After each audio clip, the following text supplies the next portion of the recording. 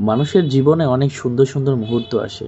সেটা হতে পারে বন্ধুর সাথে, সেটা হতে পারে অফিসের যে কোনো কাজে, সেটা হতে পারে পরিবারের সাথে, সেটা হতে পারে আপনার প্রিয় মানুষের সাথে। তো যখনই আপনি সুযোগ পাবেন তখনই আপনি সেই মুহূর্তটাকে সম্পূর্ণ উপভোগ করবেন।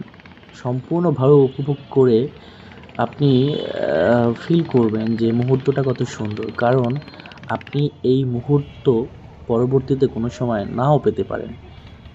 হ্যাঁ? সো একটা মুহূর্তকে খারাপ করতে ১ সেকেন্ডও সময় লাগে না। আপনি অন্য কোনো কিছু নিয়ে তখন ভাববেন না। আপনার ভাবনা চিন্তার মাঝে তখন এটাই শুধু থাকা উচিত যে হ্যাঁ, আমি এখন এই টাইমটাকে, আমার বর্তমানকে আমি এনজয় করছি। সো এভাবে করেই ভালো থাকা যায়। বন্ধুদের সাথে একটু ঘুরলাম, ফিরলাম, আড্ডা দিলাম। ভালো লাগছে। তো সবাই ভালো থাকবেন। Thank you.